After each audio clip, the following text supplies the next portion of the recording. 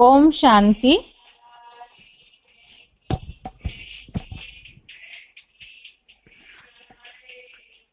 भगवद गीता श्लोक क्लास में आज रविवार संगठन क्लास में हुए श्लोक टेस्ट के प्रश्नों का जवाब समझते हैं। श्लोक टेस्ट नंबर, श्लोक परीक्षा पत्र 48 नंबर, श्लोक टेस्ट नंबर 48। इसमें प्रश्न थे अध्याय 6 का श्लोक नंबर 1 से 12 तक, अध्याय 6 के श्लोक नंबर 1 से श्लोक नंबर 12 तक और बेसिक कोर्स है परम पिता के दिव्य कर्तव्य।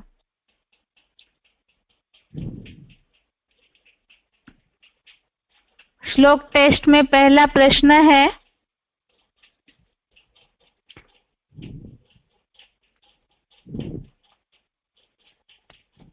ग्रुप ए का प्रश्न है, निम्नलिखित प्रश्नों के उत्तर 1-2 शब्दों में बताएं। पहला प्रश्न है, अध्याय 6 का नाम बताएं। उत्तर है आत्म संयम योग। अध्याय 6 का नाम है आत्म संयम योग। दूसरा प्रश्न है, किसका त्यागी नहीं तो वह योगी भी नहीं होता है। किसका त्यागी नहीं तो वह योगी भी नहीं होता है। उत्तर है सर्व संकल्पों का त्यागी।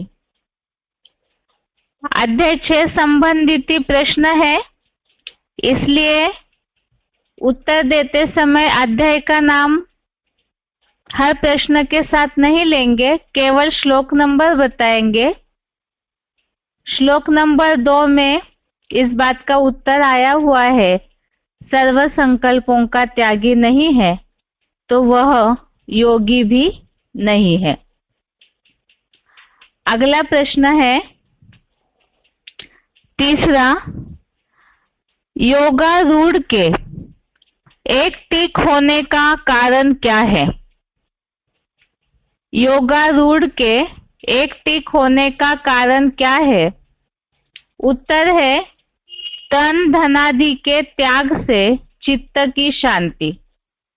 श्लोक नंबर 3, श्लोक नंबर 3, इसमें इस प्रश्न का जवाब है, जो क्लैरिफिकेशन सहित अर्थ में ये बात है, तन धनादि के त्याग से उसके चित्त की शांति ही योगारूढ़ के एक टिक होने का कारण कही है।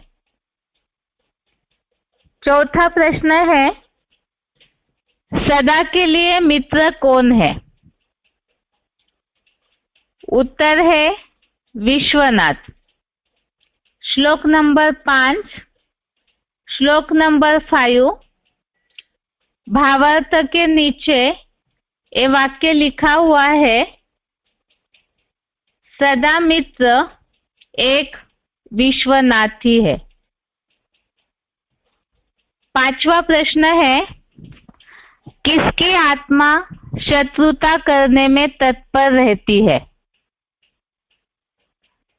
उत्तर है अनात्मस्थ देह भानी की चंचल मन वाली क्षीण बुद्धि आत्मा।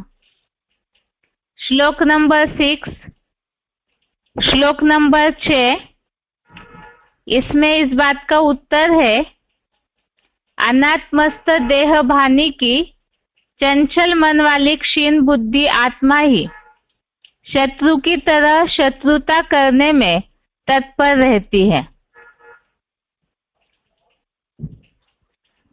अगला प्रश्न है 6 नंबर का, योगनिष्ठ योगी किस में तृप्त रहता है। योगनिष्ठ योगी किस में तृप्त रहता है। उत्तर है ज्ञान प्लस विशेष ज्ञान, अर्थात योग से आत्मा तृप्त रहती है। श्लोक नंबर 8, श्लोक नंबर 8, इसमें इस बात का उत्तर है ज्ञान प्लस विशेष ज्ञान, शिव के ज्ञान प्लस विशेष ज्ञान अर्थात योग से तृप्त आत्मा। 7वां प्रश्न है ईश्वरीय ज्ञान द्वारा मनुष्यों को जो जन्म मिलता है उसे कौन सा जन्म कहा जाता है? ईश्वरीय ज्ञान द्वारा मनुष्यों को जो जन्म मिलता है उसे कौन सा जन्म कहा जाता है? बेसिक कोर्स से संबंधित प्रश्न है ये। उत्तर है अलौकिक जन्म या आत्मा का पहचान रूपी जन्म। 8 नंबर का प्रश्न है ओम शब्द किसका प्रतीक है? ये भी बेसिक कोर्स से संबंधित प्रश्न है। उत्तर है ओम शब्द त्रिमूर्तियों का प्रतीक है। ओम इसका अर्थ ही है, ओम ये शब्द 3 अक्षरों से बना है, अ उ म। ब्रह्मा का अ, विष्णु का उ और महेश का म। तो इस तरह से ओम शब्द त्रिमूर्ति का प्रतीक है। 9वां प्रश्न है भगवान साधारण तन का आधार लेते हैं, इसके लिए गीता में क्या उल्लेख आया है? यह भी बेसिक कोर्स से संबंधित प्रश्न है। इसमें श्लोक में आया हुआ शब्द बताना था। भगवान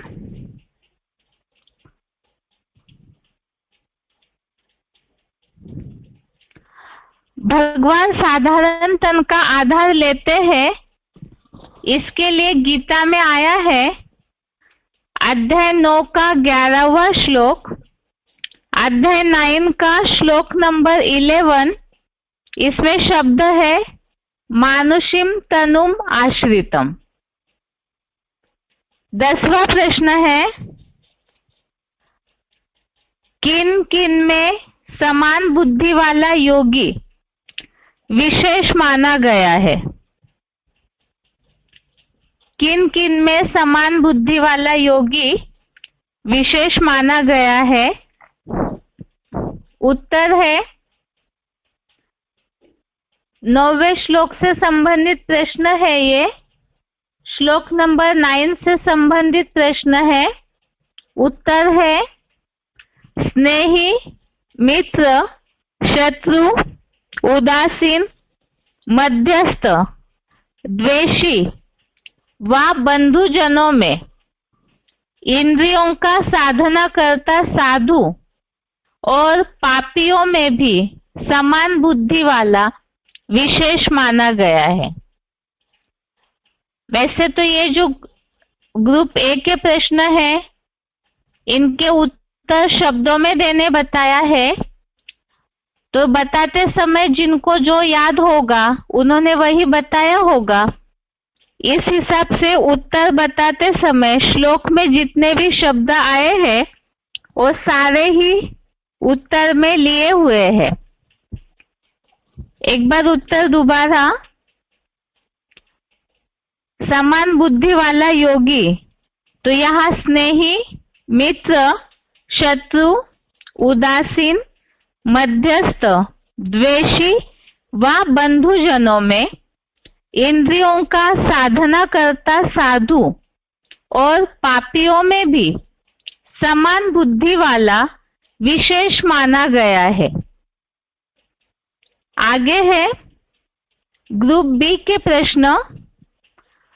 निम्नलिखित प्रश्नों के उत्तर 1-2 वाक्यों में बताएं।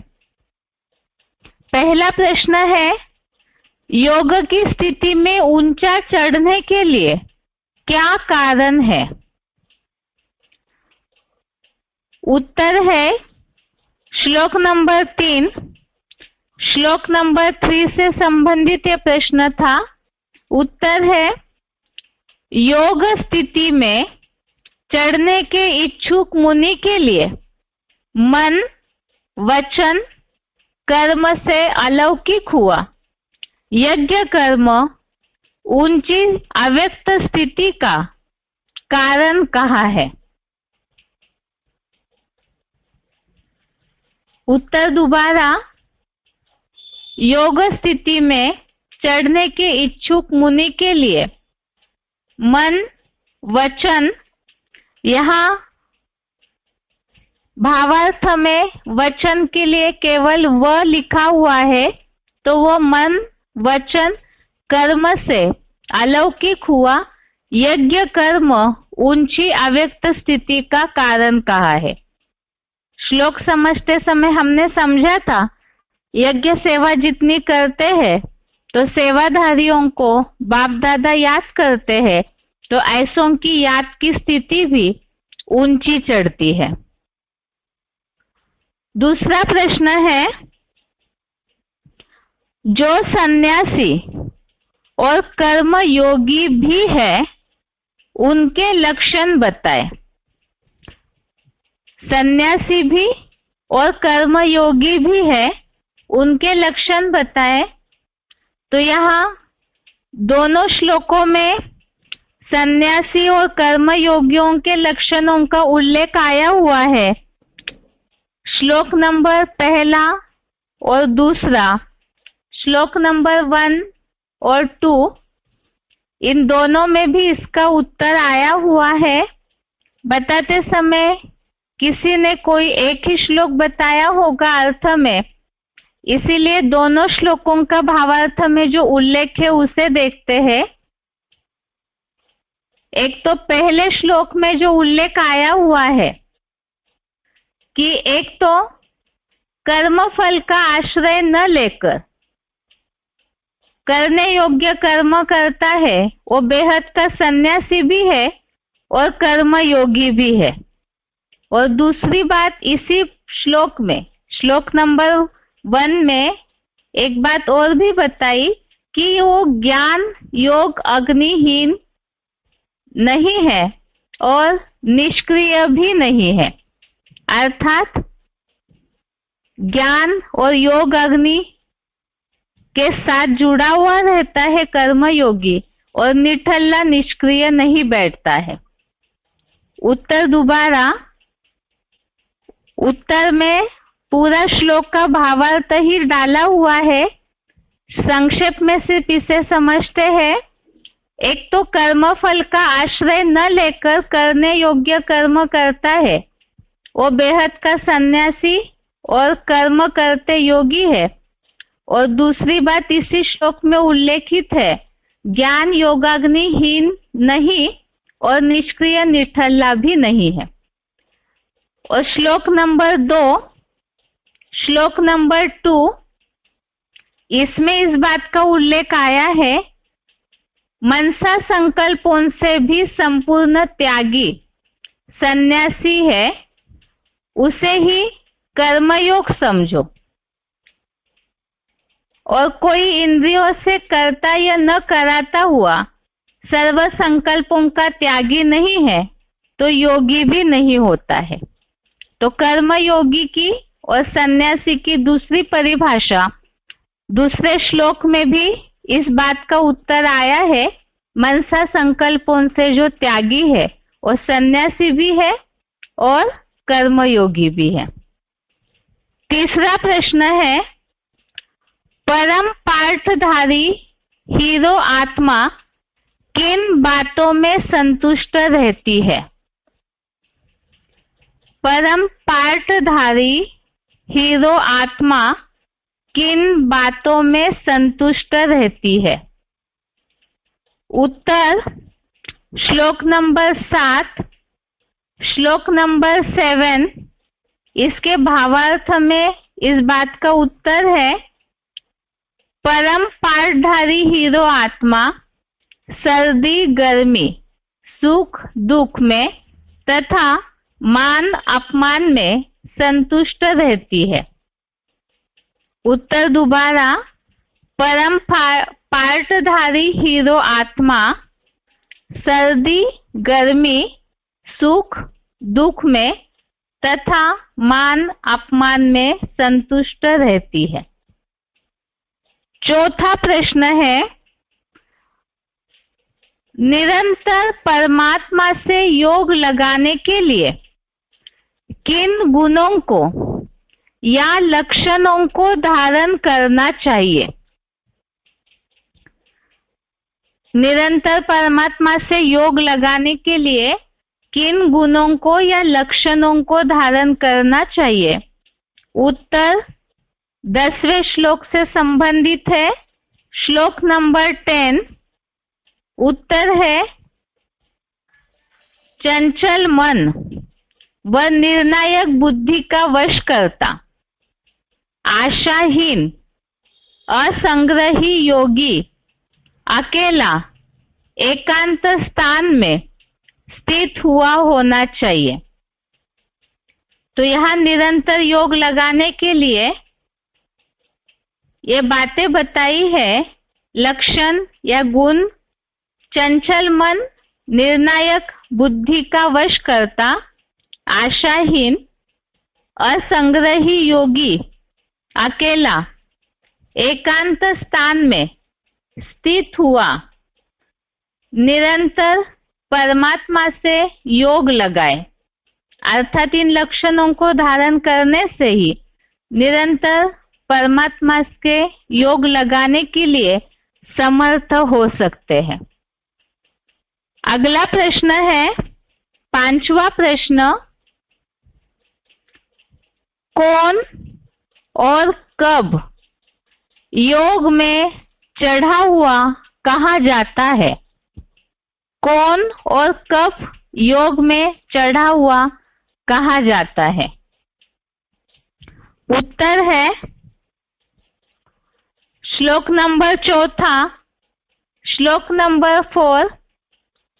इसमें इस बात का उत्तर है, जब काम विकार के संकल्प सहित सब संकल्पों का संपूर्ण त्यागी आत्म बिंदु स्मृति से न लोलुप इंद्रियों के कर्मों में और न इंद्रिय के स्पर्श रूप रस आदि विविध भोगों में आसक्त होता है, तब योग की सर्वोच्च अव्यक्त स्थिति में चढ़ा हुआ कहा जाता है।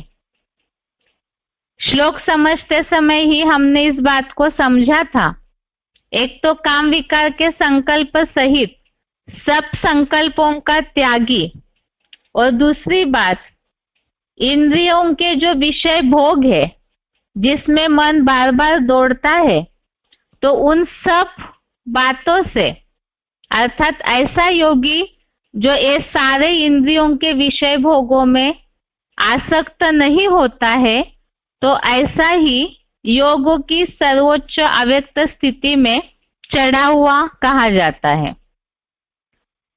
अगला प्रश्न है 6 नंबर का प्रश्न, परमपिता अज्ञान से जगाते हैं, इसके लिए मुस्लिम धर्म में क्या उल्लेख है?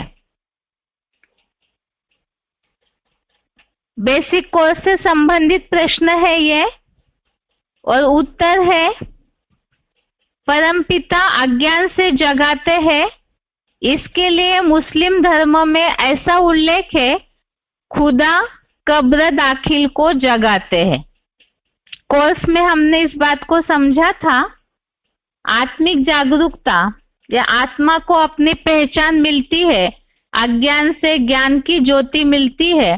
इसीलिए मुस्लिम धर्म वाले ऐसे कहते हैं, कयामत के समय खुदा आकर के कब्र दाखिल जो है उनको जगाएंगे। अगला 7वां प्रश्न है, ओमकार नाद का अर्थ क्या है? ओमकार नाद का अर्थ क्या है? बेसिक कोर्स से संबंधित प्रश्न है ये। उत्तर है ओमकार का मतलब है ओम का कार्य, अर्थात अ ब्रह्मा का स्थापना का कार्य, उ विष्णु का पालना का कार्य और म अर्थात महेश का विनाश का कार्य, और इन कार्यों का नाथ है ओमकार नाथ।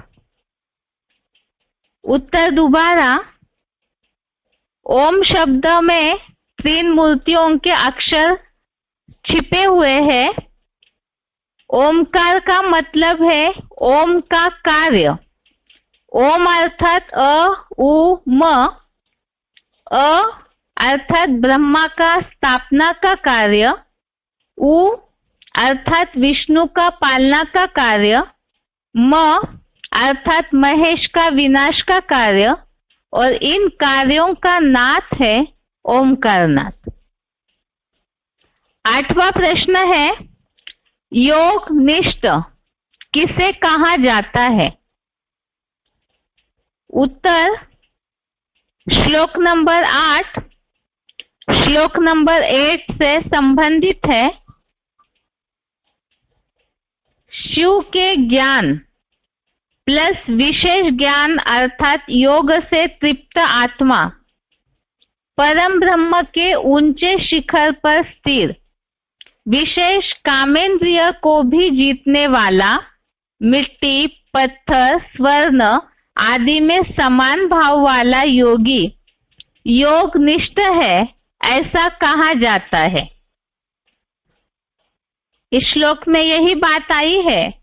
एक तो योग निष्ठ जो है वो ज्ञान योग से तृप्त होगा और याद की शिखर पर स्थिर अर्थात ऊंची स्टेज में स्थिर, कामेंद्रिय को जीतने वाला और मिट्टी, पत्थर, स्वर्ण आदि सब बातों में समान होगा, तो वो योगी योग निष्ठ है। अगला प्रश्न है 9 नंबर का प्रश्न है आत्मा को किसके द्वारा कहाँ ले जाना है और कहाँ जाने नहीं देना है? उत्तर है श्लोक नंबर 5 श्लोक नंबर 5 से संबंधित यह प्रश्न था। अपने मन बुद्धि द्वारा ज्योति बिंदु आत्मा को ऊंची स्थिति के हीरो में ले जाए, आत्मा को भ्रष्ट इंद्रियों की अधोगति में न जाने दे। आत्मा को कहाँ ले जाना है? तो इसके लिए उत्तर है अपने मन बुद्धि द्वारा ज्योति बिंदु आत्मा को ऊंची स्थिति के हीरो में ले जाए, अर्थात मन बुद्धि को ज्योति बिंदु आत्मा में ऊंची स्टेज में एकाग्र करना है। और दूसरा कहाँ जाने नहीं देना है, इसका उत्तर आत्मा को भ्रष्ट इंद्रियों की अधोगति में न जाने दे, अर्थात मन बुद्धि को इंद्रियों की तरफ न जाने दे, आत्मा में ही एकाग्र करे, नहीं तो इंद्रियों की अधोगति में न जाने दे। ये उत्तर है। अगला ग्रुप सी का प्रश्न है निम्नलिखित संस्कृत शब्दों के हिंदी शब्द बताएं। पहला प्रश्न है, पहला शब्द है चैलाजिन। श्लोक नंबर 11 श्लोक नंबर 11 में यह शब्द है चैलाजिन। अर्थ है हिंदी का वस्त्र सहित मृग चर्म। दूसरा शब्द है कूटस्थः। कूटस्थः अर्थात हिंदी शब्द है शिखर पर स्थिर। श्लोक नंबर 8, श्लोक नंबर 8 में ये शब्द है कूटस्थः, शिखर पर स्थिर। तीसरा शब्द है समाहितः। समाहितः श्लोक नंबर 7, श्लोक नंबर 7 में इसका हिंदी अर्थ है संतुष्ट रहती है। चौथा शब्द है अपरिग्रह। हिंदी अर्थ है असंग्रही। श्लोक नंबर 10, श्लोक नंबर 10 में ये शब्द है अपरिग्रह अर्थात असंग्रही। पांचवा शब्द है सततम। श्लोक नंबर 10, श्लोक नंबर 10 में हिंदी अर्थ है निरंतर। अगला शब्द है रिपुहु। रिपुहु अर्थात हिंदी अर्थ है शत्रु। श्लोक नंबर 5वां, श्लोक नंबर 5। अगला है ग्रुप डी के प्रश्न है निम्नलिखित हिंदी शब्दों के संस्कृत शब्द बताएं। ये जो शब्द बताने के प्रश्न है, ये शब्दों को इसलिए ध्यान में रखना है, कई बार श्लोक पूरा याद नहीं भी आता है, तो भी ऐसे ऐसे कोई शब्द है जो बेसिक कोर्स समझाते समय या तो कोई भी गीता अनुसार बात समझाते समय ऐसे शब्द भी अगर याद रहते हैं तो भी गीता के अनुसार हम औरों को सर्विस फील्ड में समझाने दे सकेंगे। एक ग्रुप डी का प्रश्न है निम्नलिखित हिंदी शब्दों के संस्कृत शब्द बताएं। पहला शब्द है शांति। श्लोक नंबर 3, श्लोक नंबर 3 संस्कृत शब्द है शमः। शांति का संस्कृत शब्द है समः, शमः। दूसरा शब्द है चढ़ने के इच्छुक। श्लोक नंबर 3, श्लोक नंबर 3 चढ़ने के इच्छुक, इसका संस्कृत शब्द है आरुरुक्षो। तीसरा शब्द है आत्मजयी। श्लोक नंबर 7, श्लोक नंबर 7 आत्मजयी, इसका संस्कृत शब्द है जितात्मनः। चौथा है शब्द चित्त और इंद्रिय क्रिया का वश करता। चित्त और इंद्रिय क्रिया का वश करता। श्लोक नंबर 12, श्लोक नंबर 12 इसका संस्कृत शब्द है यत चित्तेन्द्रिय क्रियः। चित्त और इंद्रिय क्रिया का वश करता, इसके लिए संस्कृत शब्द है श्लोक नंबर 12 में यत चित्तेन्द्रिय क्रियः। पांचवा शब्द है आशाहीन। श्लोक नंबर 10, श्लोक नंबर 10 में इसका संस्कृत शब्द है निराशी। छठवा शब्द है परम शांत। परम शांत के लिए संस्कृत शब्द है श्लोक नंबर 7 में, श्लोक नंबर 7 में प्रशांतस्य। अगला प्रश्न है ग्रुप ई का निम्नलिखित प्रसंगों के लिए श्लोक बताएं।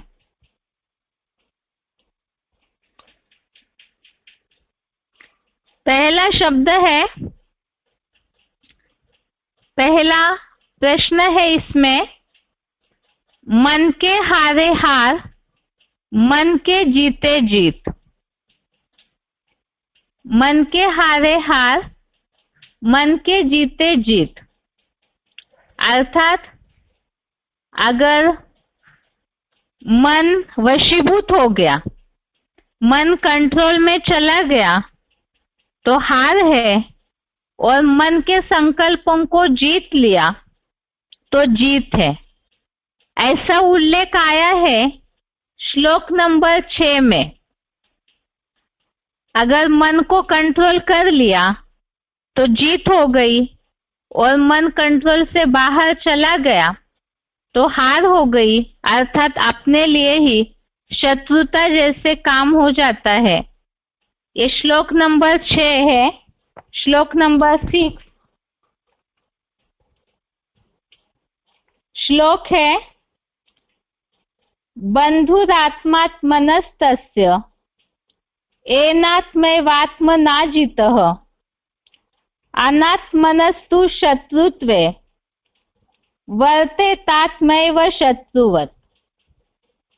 अर्थात जिसने अपनी चेतन बनी मन बुद्धि द्वारा ज्योति बिंदु आत्मा को जीता है, उसकी आत्मा ही मन जीत होने से अपना मित्र है।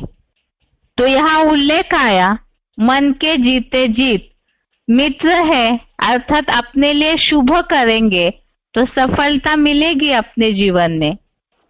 दूसरा मित्र शत्रु नहीं, किंतु अनात्मस्थ देह भानी की चंचल मन वाली क्षीण बुद्धि आत्मा ही शत्रु की तरह शत्रुता करने में तत्पर रहती है।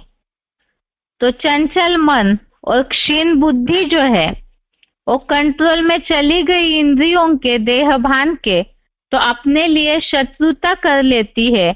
हार खा ली तो अपने लिए शत्रु जैसे दुखदाई बन जाते हैं। दूसरा प्रश्न है इसमें,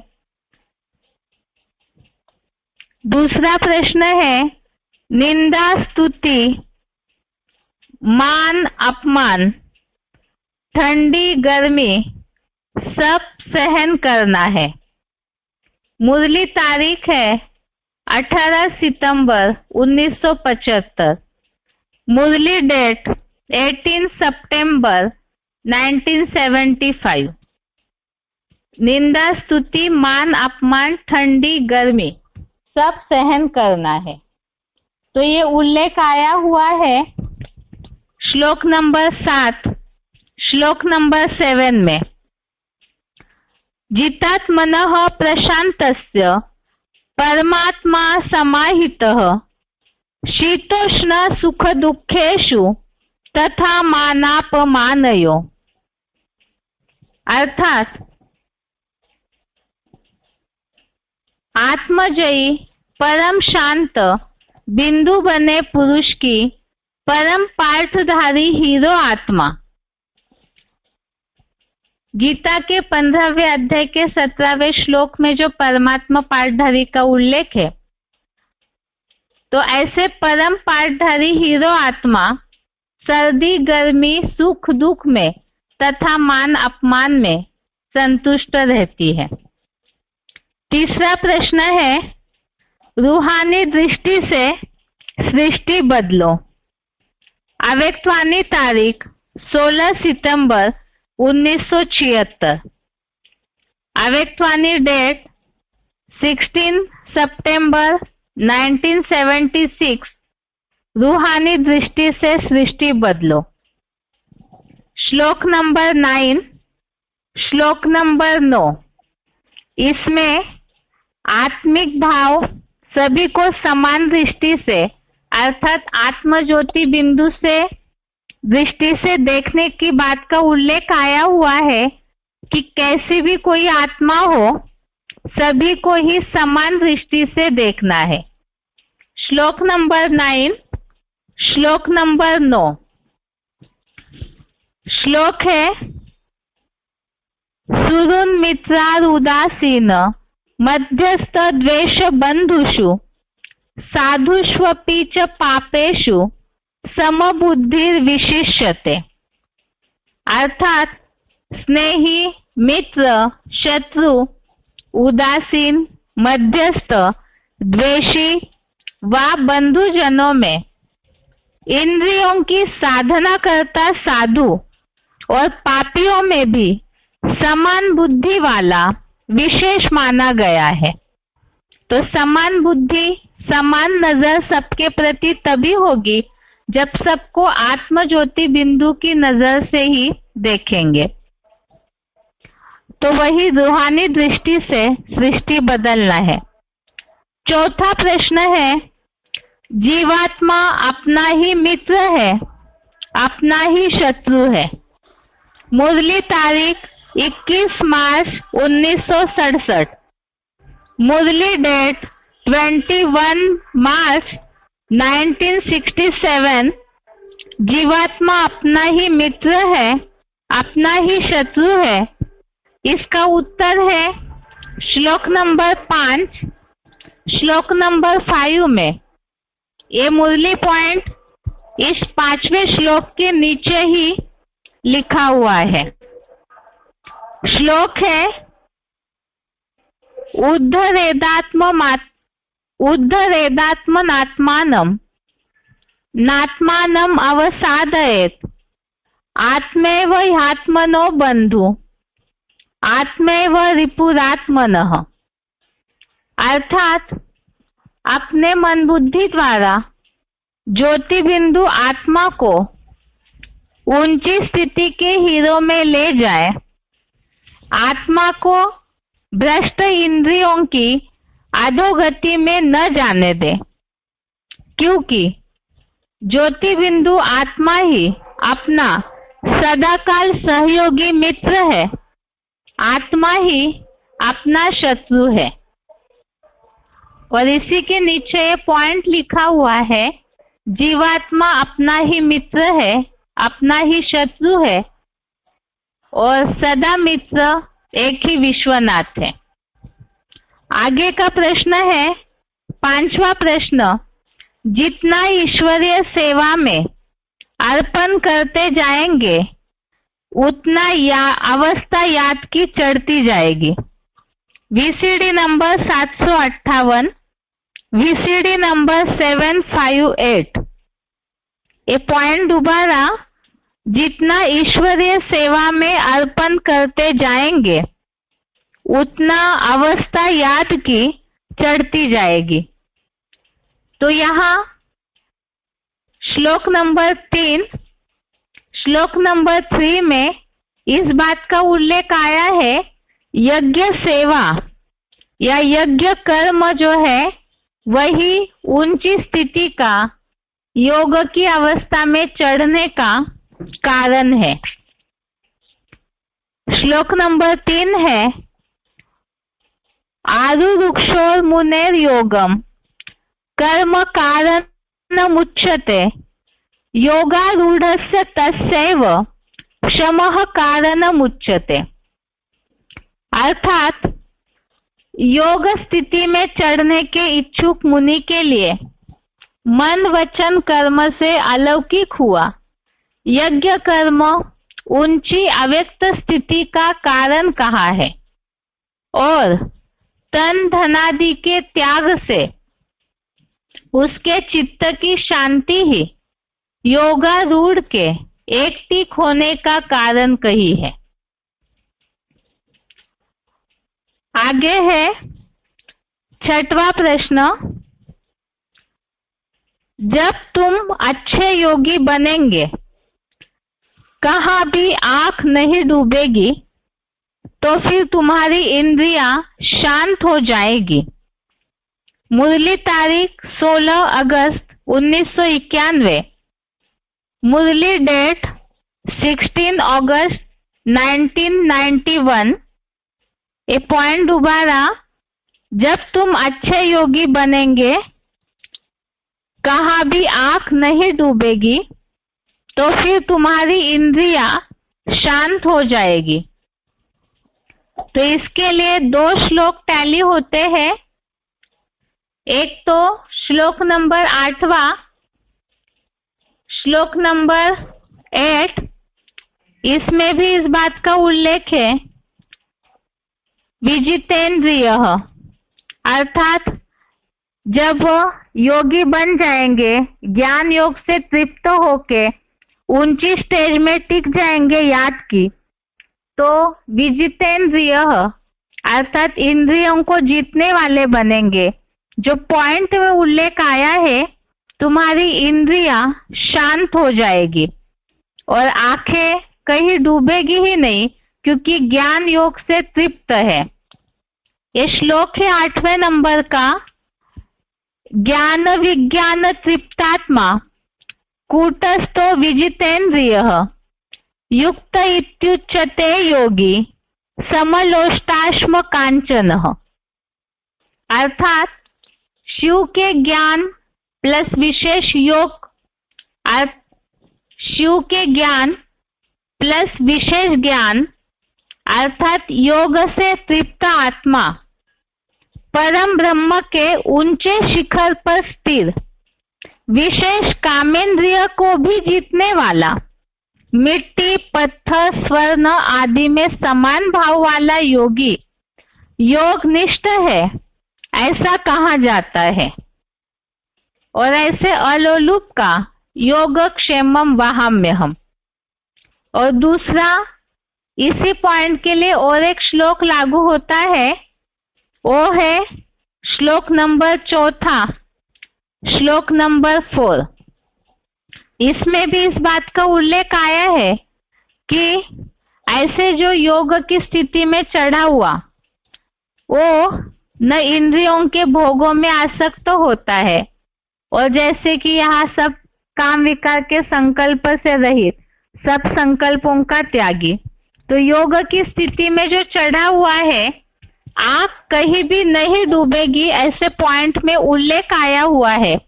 तो योग की स्थिति में चढ़े हुए इंद्रिय जीत बन जाते हैं। ये श्लोक है 4 नंबर का। यदा ही निंद्रियार्थेषु न कर्म स्वनुसज्जते सर्व संकल्प संन्यासी योगारूढ़स्तदोच्यते। अर्थात क्योंकि जब काम विकार के संकल्प सहित सब संकल्पों का संपूर्ण त्यागी आत्म बिंदु स्मृति से न लोलुप इंद्रियों के कर्मों में और न इंद्रिय के स्पर्श रूप रस आदि विविध भोगों में आसक्त होता है, तब योग की सर्वोच्च अव्यक्त स्थिति में चढ़ा हुआ कहा जाता है।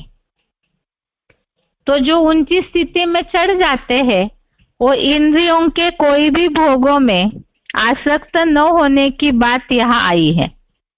अगला प्रश्न है ग्रुप एफ का। निम्नलिखित प्रश्नों के उत्तर संक्षेप में बताएं। ये दोनों संक्षेप वाले जो प्रश्न है वो बेसिक कोर्स से संबंधित है। पहला प्रश्न है, अजन्मा और विदेही शिव अपना कार्य करने के लिए साकार में आते हैं, इसको गीता के आधार से सिद्ध करें। प्रश्न दोबारा, अजन्मा और विदेही शिव अपना कार्य करने के लिए साकार में आते हैं, इसको गीता के आधार से सिद्ध करें। इसमें उत्तर में पहला प्रूफ है कि शिव अजन्मा और विदेही होते हुए भी साकार में कार्य करते हैं, इसका पहला प्रूफ। निराकार शिव परम पिता अजन्मा विदेही है, अर्थात उनको अपना शरीर ही नहीं है। इसके लिए अजन्मा शिव भगवान प्रकृति का आधार लेते हैं, अर्थात मनुष्य तन का आधार लेते हैं, क्योंकि मनुष्य तन जो है और प्रकृति के 5 तत्वों का सबसे अच्छा उदाहरण है, क्योंकि बेसिक कोर्स में सबसे पहला पार्ट हम समझते हैं कि 5 तत्वों से मिलकर के ही मनुष्य का तन बनता है। दूसरी बात, गीता में भी आया है, अजन्मा भगवान प्रकृति को अधीन करके आत्मशक्ति से जन्म लेता हूं। चौथे अध्याय का 6वां श्लोक, अध्याय 4 का श्लोक नंबर 6 में इस बात का उल्लेख आया है, अजन्मा होते हुए भी प्रकृति को अधीन कर आत्मशक्ति से जन्म लेता हूं। इस श्लोक में 2 शब्द आए हुए हैं, एक तो अजह और प्रकृति को अधीन करने की बात के लिए प्रकृतिम स्वामधिष्ठाय। ये श्लोक है, अजोपि सन्वयात्मा भूतानामीश्वरोऽपि सन् प्रकृतिम स्वामधिष्ठाय संभवाम्यात्म मायया। तीसरी बात, अब प्रकृति को अधीन करते हैं तो ऐसे समझेंगे गर्भ से जन्म लेते हैं। जैसे यहाँ प्रकृति को अधीन करना अर्थात मनुष्य शरीर का आधार लिया, तो गीता में भी ये उल्लेख आया है, भगवान एक साधारण मनुष्य तन का आधार लेते हैं। 9वें अध्याय का 11वां श्लोक, अध्याय 9 का श्लोक नंबर 11, इसमें मानुषिम तनुम आश्रितम अर्थात मनुष्य तन का आश्रय लेते हैं। ये श्लोक है, औजानन्ति माम मूढ़ा मानुषिम तनुम आश्रितम परम भावम अजानन्तो मम भूत महेश्वरम। चौथी बात, मनुष्य तन का आधार लेते, इसका मतलब गर्भ से जन्म लेते ऐसे समझेंगे, लेकिन हमने इस बात को पहले ही समझा कि वो अजन्मा है और अगर्भा है। तो इसी के लिए ही कैसे आधार लेते हैं मनुष्य तन का, उसके लिए बात आई है, परम पिता पर काया प्रवेश करते हैं। शिव परम पिता मनुष्य तन में पर काया प्रवेश करते हैं, जिसके लिए गीता में भी आया है कि वे प्रवेश करने योग्य है। 11वें अध्याय का 54वां श्लोक, अध्याय 11 का श्लोक नंबर 54 में पर काया प्रवेश अर्थात कि शिव भगवान प्रवेश करने योग्य है, इसके लिए इस श्लोक में उल्लेख है प्रवेष्टुम। यह श्लोक है, भक्त्या त्वनन्नया शक्य अहमेवा विदोर्जुन ज्ञातुम द्रष्टुम च तत्वेन प्रवेष्टुम च परंतप।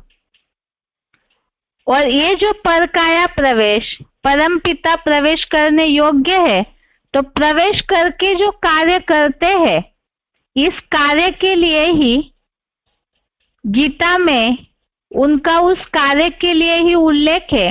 वो अलौकिक जन्म को ही गीता में बोला है दिव्य जन्म।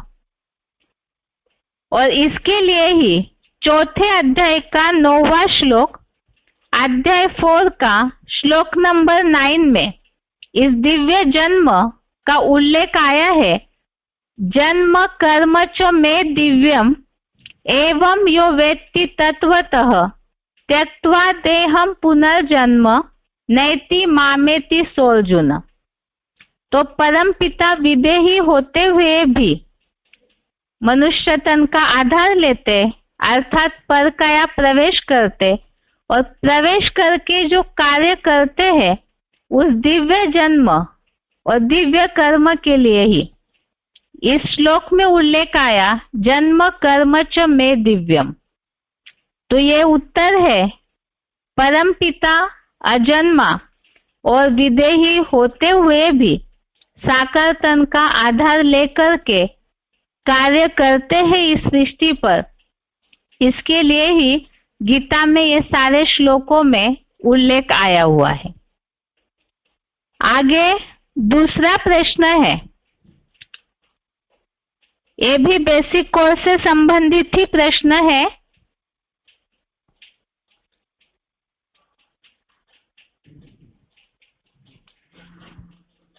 क्या ब्रह्मा, विष्णु और महेश स्वयं उत्पत्ति, पालना और विनाश के कार्य करने वाले भगवान है या उनसे भी ऊंची शक्ति कोई और है? प्रश्न दोबारा, क्या ब्रह्मा, विष्णु और महेश स्वयं उत्पत्ति, पालना और विनाश के कार्य करने वाले भगवान है या उनसे भी ऊंची शक्ति कोई और है? उत्तर है इसका